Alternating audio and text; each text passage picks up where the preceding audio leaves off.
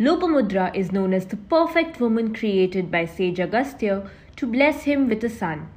Sage Agastya wanted to make sure that his ancestors and he can peacefully head to heaven and not hell. This thought and wish led him to the desire for a virtuous son who would accumulate good deeds in his life.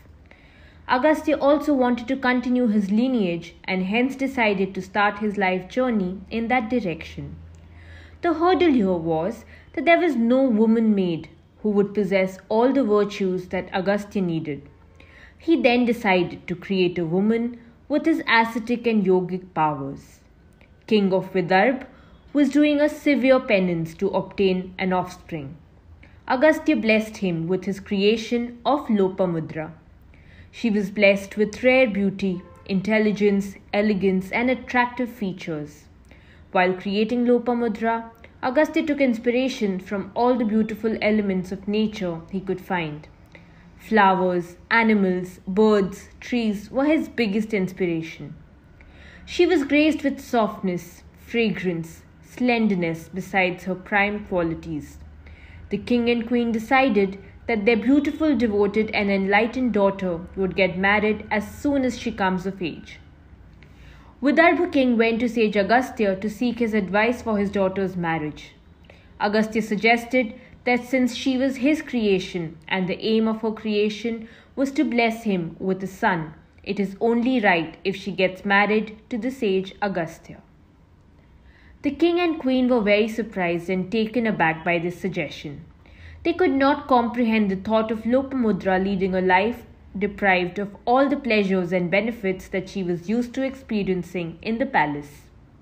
They were confused and scared that if they denied this request, Agastya would curse them and something ominous would happen.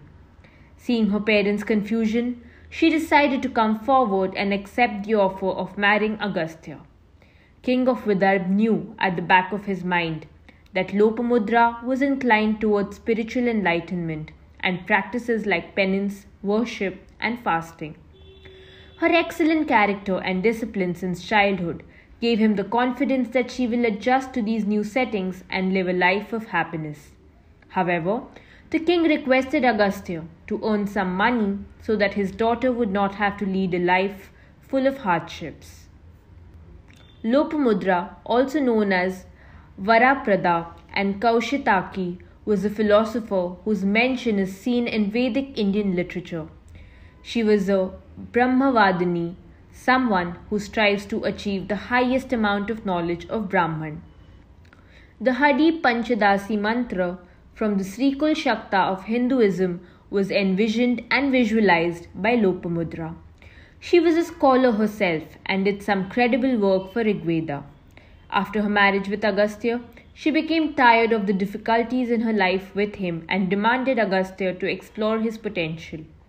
She pushed him to find success and wealth in his life and give them a life of peace and happiness. While she wrote hymns in Rigveda, which speak in length about attention, love, affection, compassion, she was feeling a lack of all of these in her life and she started experiencing that through her hymns. When Agastya read these, he came to a realization of his duties as a husband. They eventually had a son who became a poet named Dridhasyu. Lopamudra also spread fame to Lalita Sahasranam along with her husband.